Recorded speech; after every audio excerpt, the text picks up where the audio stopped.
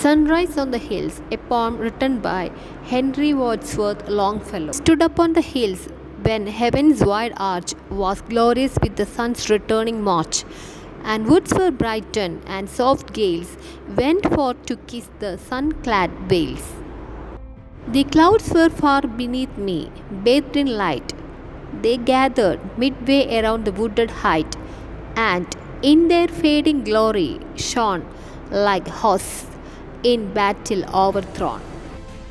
As many a pinnacle with shifting glance through the grey mist thrust up its shattered lance, and rocking on the cliff was left the dark pine blasted, bare and cleft.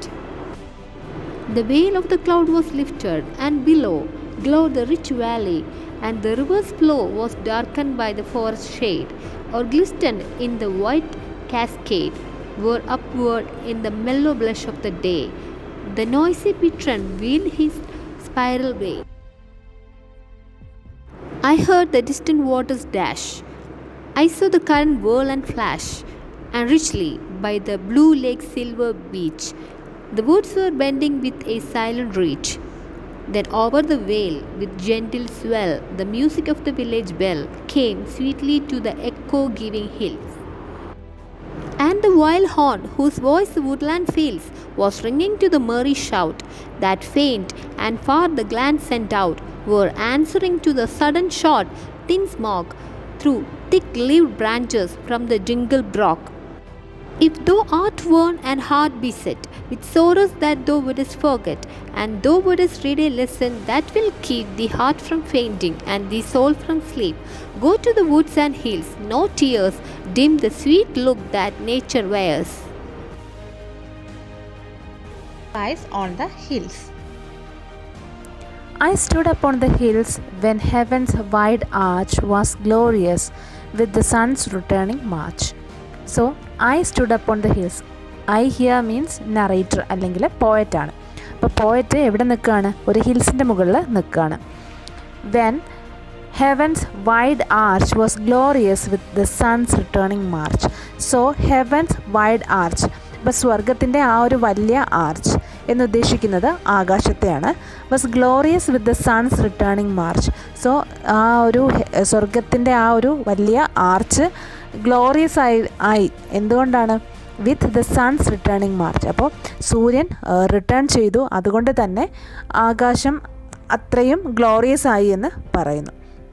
Here returning March എന്ന് പറയുമ്പോൾ സാധാരണ ശത്രു സൈന്യത്തെ വിജയിച്ചിട്ട് പട്ടാളക്കാർ തിരിച്ചു വരില്ലേ, സൈനികർ തിരിച്ചു വരുമ്പോൾ ഉള്ള ആ ഒരു പ്രൗഢഗംഭീരമായ ആ ഒരു മാർച്ചിനെയാണ് ഇവിടെ സൂചിപ്പിക്കുന്നത്. അതുപോലെയാണ് അസ്തമിച്ചിട്ട് സൂര്യൻ തിരിച്ചു വരുന്നത് എന്നാണ് കവി പറയുന്നത്. And woods were brightened, and soft gales went forth to kiss the sun-clad vales. And woods here means forest അല്ലെങ്കിൽ ട്രീസ്. അപ്പോൾ ശരിക്കും ട്രീസ് അല്ലെങ്കിൽ ഫോറസ്റ്റ് ബ്രൈറ്റൺ ചെയ്തിരിക്കുന്നു, സൂര്യപ്രകാശത്തിൽ തിളങ്ങുന്നു. ആൻഡ് സോഫ്റ്റ് ഗെയിൽസ് എന്ന് പറയുമ്പോൾ ഇളം കാറ്റിനെയാണ് ഉദ്ദേശിക്കുന്നത്. When forth to kiss the sunclad values. So സൂര്യൻ്റെ പ്രകാശം പതിഞ്ഞ വെയിൽസ് മീൻസ് വാലീസ്, താഴ്വരകൾ. അപ്പോൾ സൂര്യൻ്റെ പ്രകാശം പതിഞ്ഞ താഴ്വരകളെ അല്ലെങ്കിൽ സൂര്യൻ്റെ പ്രകാശം പതിഞ്ഞ താഴ്വരകളെ ഇളം കാറ്റ് ഉമ്മ വയ്ക്കുന്നു എന്നാണ് പറയുന്നത്. The clouds were far beneath me, bathed in light. They gathered midway round the wooded height, and in their fading glory shone like hosts in battle overthrown.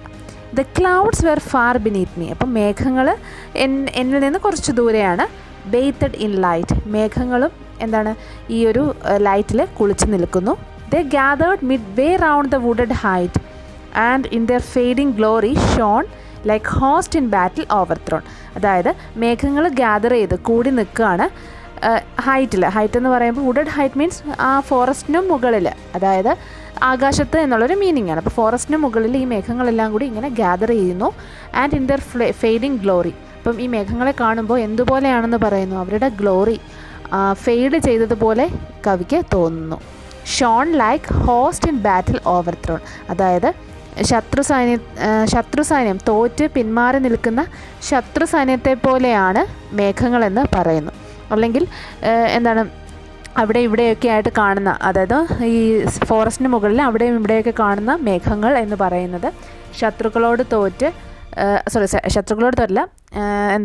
തോറ്റ് നിൽക്കുന്ന ശത്രുക്കളെ പോലെയാണ്. അപ്പോൾ അവരിങ്ങനെ ചിന്നിച്ചിതറി നിൽക്കുന്നു. എന്ത് ചെയ്യണമെന്നറിയില്ല, അവരുടെ ഗ്ലോറി ഫെയ്ഡായിട്ടിരിക്കുന്നു എന്നാണ് പോയറ്റ് പറയുന്നത്. അപ്പോൾ അവരുടെ ആ ഒരു പൗരുഷം അല്ലെങ്കിൽ അവരുടെ ഹീറോയിസവും എനർജിയും എല്ലാം തോറ്റ് നിൽക്കുകയാണ്. അതുകൊണ്ട് തന്നെ അവരുടെ മുഖത്ത് എന്തില്ല, സന്തോഷമില്ല. ഇതിൻ്റെ അർത്ഥം എന്താണെന്ന് വെച്ചാൽ, രാത്രി മേഘങ്ങൾ എന്ന് പറയുന്നത് അവർ ഇങ്ങനെ അവരുടെ ഒരു സമയമാണല്ലോ. അപ്പോൾ സൂര്യൻ വന്നതോടുകൂടി കാർമേഘങ്ങളൊക്കെ മാറി, അതായത് കറുത്ത മേഘങ്ങൾ മാറി സൂര്യപ്രകാശം കൊണ്ട് സൂര്യൻ ഉദിച്ചതോടുകൂടി പ്രകൃതിയുടെ ആ ഒരു ഭംഗി എല്ലായിടവും ഇങ്ങനെ എത്തി നിൽക്കുന്നു. രാത്രി ഉണ്ടായിരുന്ന എല്ലാ കാര്യങ്ങളും തോറ്റ് പിന്മാറുന്നു. സൂര്യൻ തൻ്റെ വിജയഭാവത്തോടെ തിരിച്ചു വരുന്നു. അതാണ് ഇവിടെ കവി ഉദ്ദേശിക്കുന്നത്. As many a pinnacle with shifting glance through the grey mist thrust up its shattered lands, and rocking on the cliff was left the dark pine, blasted, bare and cleft. As many a pinnacle എന്ന് വെച്ച് കഴിഞ്ഞാൽ top of A high mountain ആണ്, അതായത് പർവ്വതനിരകളുടെ ഏറ്റവും top. വിത്ത് shifting glance, so കവി ഇങ്ങനെ glance means നോക്കുക എന്നാണ്. അപ്പോൾ കവി ഇങ്ങനെ കണ്ണ് വെട്ടിച്ച് നോക്കുമ്പോൾ കവി കാണുന്നത് എന്താണ്? പർവ്വതനിരകളുടെ ആ ഒരു മുകൾ ഭാഗമാണ്. Through the grey mist thrust up it's shattered lands, അതായത് ആ ഒരു സൂര്യപ്രകാശത്തിൽ ആ ഒരു മൂടൽമഞ്ഞൊക്കെ മാറി ഇങ്ങനെ വന്നിട്ട് പർവ്വതനിരയുടെ ആ മുകൾ ഭാഗമാണ് കവി കാണുന്നത്. കവി ഇങ്ങനെ ആ കണ്ട കാഴ്ചയിൽ നിന്ന് ആ മേഘങ്ങളിലേക്ക് കവി നോക്കി. മേഘങ്ങളുടെ ആ ഒരു ഭംഗി വർണ്ണിച്ചിട്ട് കവി ഇങ്ങനെ മാറി നോക്കിയപ്പോഴത്തേക്കും കണ്ടത് ഈ ഒരു പിനക്കിൾ, ഇങ്ങനെ മൂടൽമഞ്ഞിൻ്റെ ഇടയിലൂടെ പിനക്കിൾ തെളിഞ്ഞു വരുന്നതാണ്, അതായത് ഈ പർവ്വതനിരകൾ കാണുന്നതാണ്. അത് എന്തുപോലെയാണെന്ന് പറയുന്നു? Through the grey mist thrust up it's shattered lands എന്ന് പറയുന്നത് it's A sharp thin weapon, അതായത് നമ്മുടെ കുന്തം എന്ന് പറയില്ലേ, അപ്പോൾ കുന്തം പോലത്തെ ഒരു വെപ്പണാണ്. അപ്പം എങ്ങനെയാണോ കുന്തം എന്നുള്ള ആ ഒരു വെപ്പൺ, അതിൻ്റെ ടിപ്പെന്ന് പറയുന്നത് ഷാർപ്പായിരിക്കും, അതുപോലെയാണ് പർവ്വതനിരകളുടെ ടോപ്പ് എന്നാണ് കവി പറയുന്നത്. മൂടൽമഞ്ഞിൻ്റെ ഇടയിലൂടെ കവി നോക്കുമ്പോൾ കാണുന്നത് കുന്തം പോലെ ഉള്ള ആ ഒരു പർവ്വതത്തിൻ്റെ ടോപ്പാണ്. And rocking on the cliff was left the dark pine, blast, bare and cleft. ആൻഡ് നമ്മുടെ പോയറ്റ് കണ്ടത് എന്താണ്? ഒരു ഡാർക്ക് പൈനാണ്. അപ്പോൾ പർവ്വതനിരകൾ കണ്ടു, എന്നിട്ട് അദ്ദേഹം കണ്ടത് ഒരു ഡാർക്ക് പൈനാണ്. ആ പൈൻ്റെ പ്രത്യേകത എന്താണ്? Blasted means damaged, then bare means not covered, cleft means split. അപ്പോൾ ഡാമേജ്ഡ് ആയിട്ടുള്ള ഇലകളൊന്നുമില്ലാത്ത, ബെയർ മീൻസ് നോട്ട് കവേർഡ്, അതായത് ഇലകളൊന്നുമില്ലാതെ ഇലകളൊക്കെ പൊഴിഞ്ഞു പോയ. ആൻഡ് ക്ലെഫ്റ്റ് എന്ന് പറയുമ്പോൾ ഇങ്ങനെ ശിഖരം ഇങ്ങനെ ഷിഫ്റ്റായിട്ട് അല്ലെങ്കിൽ എന്താ പറയുക സ്പ്ലിറ്റായിട്ടിരിക്കുന്ന ആ ഒരു നശിച്ച ഒരു ഡാർക്ക് പൈൻ മരമാണ് കവി അവിടെ കാണുന്നത്. ഉണങ്ങി നിൽക്കുന്ന, ഇലകൾ പൊഴിഞ്ഞ, നശിച്ചു തുടങ്ങിയ ഒരു പൈൻ മരം. The veil of cloud was lifted, and below glowed the rich valley, and river's flow was darkened by the forest shade. The veil of cloud, veil means മൂടുപടം. അപ്പോൾ മേഘത്തിൻ്റെ ആ മൂടുപടം മാറിക്കഴിഞ്ഞപ്പോൾ and below the glowed rich valley, he saw a beautiful valley. അപ്പോൾ അദ്ദേഹം എന്ത് കണ്ടു എന്നാണ് പറയുന്നത്? ഒരു ബ്യൂട്ടിഫുൾ വാലി കണ്ടു, താഴ്വര കണ്ടു. And the rivers flow was darkened by ഇത് ഫോറസ്റ്റ് ഷെയ്ഡ്. അതിനടുത്ത് തന്നെ ഒരു റിവർ ഉണ്ടായിരുന്നു. ആ റിവറിൻ്റെ ഒഴുകുന്നൊരു നദിയായിരുന്നു. അതിലേക്ക് ഇങ്ങനെ നോക്കുമ്പോൾ ഒഴുകുന്നത് ഡാർക്കായിട്ടാണ് കവിക്ക് തോന്നിയത്. ബൈ ഫോറസ്റ്റ് ഷെയ്ഡ്, കാരണം ആ നദിയുടെ അരികത്ത് നിറയെ എന്തുണ്ടായിരുന്നു? മരങ്ങളുണ്ടായിരുന്നു. അപ്പോൾ മരങ്ങളുടെ ഷാഡോ കൊണ്ട് ആ പുഴയിലെ വെള്ളം ഇങ്ങനെ ഡാർക്ക് കളറിലാണ് ഒഴുകി വന്നിരുന്നത്. Or glistened in the white cascade means വെള്ളച്ചാട്ടം എന്നുള്ള മീനിങ് ആണ്. അപ്പോൾ കുറച്ച് സൈഡ് ഇങ്ങനെ ഡാർക്കണായിട്ടും കുറച്ച് സൈഡ് ഗ്ലിസ്റ്റൻഡ് മീൻസ് ബ്രൈറ്റൻഡ്, സൂര്യപ്രകാശത്തിൽ തിളങ്ങി നിൽക്കുന്ന ഒരു വെള്ളച്ചാട്ടം പോലെ കവിക്ക് തോന്നിയെന്ന് പറയുന്നു. Where upward in the mellow blush of day the noisy bittern wheeled his spiral way. Where upward, ഇത്രയും കാഴ്ചകൾ കഴിഞ്ഞു. എന്നിട്ട് എന്താണ് പറയുന്നത്? ഉദിച്ചുയർന്ന ആ ഒരു mellow blush off day means mellow എന്ന് പറയുമ്പോൾ പ്ലസൻറ്റ് അല്ലെങ്കിൽ സ്മൂത്ത്, സോഫ്റ്റ് എന്നൊക്കെയുള്ള മീനിങ് ആണ്. വളരെ സോഫ്റ്റ് ആയിട്ടുള്ള പ്ലസൻ്റ് ആയിട്ടുള്ള ഒരു ദിവസത്തിൻ്റെ ഉദയം. ബ്ലഷ് മീൻസ് ബ്ലഷ് ചെയ്യുക എന്ന് പറഞ്ഞാൽ മുഖം ചുവക്കുക എന്നൊക്കെ പറയില്ലേ. അപ്പോൾ അതുപോലെ പ്രകൃതി ആ ഒരു ദിവസത്തിൻ്റെ ഭംഗിയാൽ പ്രകൃതി ചുവന്നിരിക്കുന്നു എന്ന് പറയുന്നു. The noisy bittern wheeled his spiral way. So a noisy bittern എന്ന് പറയുന്നത് ഒരു ബേർഡാണ്. നമ്മുടെ സ്പാരോ, കുരുവി പോലത്തെ ഒരു ബേർഡാണ്. ആ ബേർഡ് എന്ത് ചെയ്യുന്നു? Wheeled his spiral way. Wheeled here means ഇങ്ങനെ പറക്കുക എന്നുള്ളൊരു മീനിങ് ആണ്. ഹിസ് സ്പൈറൽ വേ മീൻസ് വളഞ്ഞ് പുളഞ്ഞ് അതിങ്ങനെ പറന്നു പോകുന്നു. അതായത് എന്താണ്, ഒരു വലിയൊരു പക്ഷി ബഹളം വെച്ച് വളഞ്ഞു പുളഞ്ഞ്, വലിയ കൊക്കൊക്കെയുള്ള വലിയൊരു പക്ഷി വളഞ്ഞു പുളഞ്ഞ് അത് വീൽ ചെയ്ത് പോവുകയാണ്. അപ്പം ഇത്രയുമാണ് ഫസ്റ്റ് സ്റ്റാൻസ. അപ്പം ഈ സ്റ്റാൻസ നമ്മൾ വായിക്കുമ്പോൾ നമ്മുടെ ഉള്ളിൽ ഒരു ഇമേജ് തെളിയും അല്ലേ. ആദ്യം തന്നെ ഒരു ഹില്ലിൻ്റെ ഇമേജ് തെളിയും. ഹില്ലിൻ്റെ മുകളിൽ ഹെവൻ പോലെയുള്ള ആ ഒരു സ്കൈയെ പറ്റിയിട്ട്, ഹെവൻ്റെ ആർച്ച് പോലുള്ള ഒരു സ്കൈയെ പറ്റിയിട്ട് നമ്മുടെ ഉള്ളിൽ വരും. പിന്നീട് സണ്ണിനെ പറ്റി നമ്മുടെ ഉള്ളിൽ വരും. പിന്നെ സണ്ണ് ആ ഒരു മാർച്ച് കഴിഞ്ഞ് യുദ്ധം കഴിഞ്ഞ് വിജയിച്ച് തിരിച്ചു വന്ന ഒരു സൈനികനെ പോലെ നമുക്ക് സണ്ണിനെ തോന്നും. അതിനുശേഷം ഫോറസ്റ്റിനെ പറ്റി പറയുന്നു, ഇളം കാറ്റിനെ പറ്റി പറയുന്നു, സോഫ്റ്റ് ഗെയിൽസ്. ദെൻ സൺ ക്ലാഡ് വാലീസിനെ പറ്റി പറയുന്നു, ക്ലൗഡ്സിനെ പറ്റി പറയുന്നു. അങ്ങനെ നമ്മളിതൊക്കെ കേൾക്കുമ്പോൾ നമ്മുടെ ഉള്ളിലൊരു ഇമേജ് വരുന്നുണ്ടല്ലേ. നമുക്ക് അതെല്ലാം വിഷ്വലൈസ് ചെയ്യാനായിട്ട് സാധിക്കുന്നുണ്ട്. ഒരു താഴ്വരയിൽ ഇങ്ങനെ സൂര്യൻ്റെ പ്രകാശം അടിക്കുന്നതും, കവി ഒരു ഹില്ലിൻ്റെ മുകളിൽ നിൽക്കുന്നതും, മൂടൽമഞ്ഞ് മാറുന്നതും, അങ്ങനെ എല്ലാ കാര്യങ്ങളും നമുക്ക് വിഷ്വലൈസ് ചെയ്യാൻ പറ്റുന്നുണ്ട്. സോ ഈ ഒരു പോയത്തിൻ്റെ ഫസ്റ്റ് സ്റ്റാൻസയിൽ പോയറ്റ് യൂസ് ചെയ്തിരിക്കുന്നത് വിഷ്വൽ ഇമേജറീസ് ആണ്. സോ എന്താണ് വിഷ്വൽ ഇമേജറീസ് എന്ന് ചോദിച്ചു കഴിഞ്ഞാൽ, നമുക്ക് ഒരു ഐഡിയ പറയുമ്പോൾ നമ്മുടെ ഉള്ളിൽ അത് ഇങ്ങനെ വിഷ്വലൈസ് ചെയ്യാൻ പറ്റുന്നു. നമ്മുടെ കണ്ണിൽ നമ്മൾ നേരിട്ട് കണ്ട പോലത്തെ ഒരു കാഴ്ച സാധ്യമാക്കുന്നു. അപ്പോൾ അങ്ങനെയുള്ള കുറേ ഇമേജസിനെയാണ് നമ്മൾ വിഷ്വൽ ഇമേജറി എന്ന് പറയുന്നത്. ഇനി നമുക്ക് രണ്ടാമത്തെ സ്റ്റാൻസ് നോക്കാം. I heard the distant waters dash, I so the current will and flash, and richly by the blue lake's silver beach, the woods were bending with a silent reach. So I heard the distant waters dash. So ദൂരെ എവിടെയോ ഇങ്ങനെ വെള്ളം ഒഴുകുന്നതിൻ്റെ ആ ഒരു sound എനിക്ക് കേൾക്കുവാൻ സാധിക്കുന്നു. I so the current will and flash. അതുപോലെ തന്നെ മറ്റൊരു കാര്യം കൂടി അദ്ദേഹത്തിന് കേൾക്കാൻ സാധിക്കുന്നു. അതായത് എവിടെയൊക്കെയോ ആ ഒരു ആ ഒരു വിൽ മീൻസ് ചുഴിയെന്നാണ്. അപ്പോൾ വെള്ളം ഒഴുകി ആ ഒരു ജലാശയത്തിലുണ്ടാവുന്ന ഓളങ്ങളും ചുഴികളും ഒക്കെ പോയറ്റിന് കാണാനായിട്ട് സാധിക്കുന്നു. And richly by the blue lake's silver beach, the woods were bending with a silent reach. അപ്പോൾ ദൂരെയുള്ളൊരു നീല തടാകത്തിൽ, ആ തടാകത്തിൻ്റെ തീരത്ത് വെള്ളി മണലുകൾ പാകിയിരിക്കുന്ന ഒരു തടാകമാണ്. അതിൻ്റെ കരയിൽ വെള്ളി മണലുകളുണ്ട്. അപ്പോൾ ആ ഒരു ലേക്കിൻ്റെ തീരത്തേക്ക്, അല്ലെങ്കിൽ ആ ലേക്കിലേക്ക് വുഡ്സ് ബെൻഡ് ചെയ്യുന്നു. വുഡ്സ് അല്ലെങ്കിൽ ട്രീകൾ ഇങ്ങനെ ചരിഞ്ഞ് ആ ഒരു ലേക്കിലേക്ക് ഇങ്ങനെ ചരിഞ്ഞ് വരുന്നു. അപ്പോൾ ആ ഒരു കാഴ്ച മൂടൽമഞ്ഞ് മാറിയപ്പോൾ ആർക്ക് കാണാൻ സാധിക്കുന്നുണ്ടെന്ന് പറയുന്നു? പോയറ്റിന് കാണാൻ സാധിക്കുന്നുണ്ടെന്ന് പറയുന്നു. അത് മാത്രമല്ല, ഇവിടെ കാണുന്നതിനേക്കാളും കൂടുതൽ അദ്ദേഹം ഈ സൗണ്ടുകൾ കേൾക്കുകയാണ്. ഡിസ്റ്റൻറ്റ് വാട്ടറിൻ്റെതും ചുഴികളുടെ ആ ഒരു ഓളങ്ങളും അതുപോലെയുള്ള സൗണ്ട്സൊക്കെ, വേവ്സും ഒക്കെ, അതിൻ്റെ സൗണ്ടൊക്കെ ഇദ്ദേഹം കേൾക്കുകയാണ്. അതുപോലെ വുഡ്സ് ഇങ്ങനെ ചരിഞ്ഞ് വെള്ളത്തിലേക്ക് വരുമ്പോൾ ആ ഒരു ഇരമ്പലുണ്ടല്ലോ, അതുമൊക്കെ നമ്മുടെ പോയറ്റ് കേൾക്കുകയാണ്. വുഡ്സ് ഇൻ ദ സെൻസ് ഈ മരങ്ങൾ എന്നതിനേക്കാളും ആ ശിഖരങ്ങൾ ഇങ്ങനെ ചാഞ്ഞ് ആ ലേക്കിലേക്ക് വരുന്നതിൻ്റെ സൗണ്ടും ഒക്കെ അദ്ദേഹം കേൾക്കുകയാണ്. Then over the veil with gentle swell the music of the village bell came sweetly to the echo-giving hills, and the wild horn whose voice the woodland fills and was ringing to the merry shout.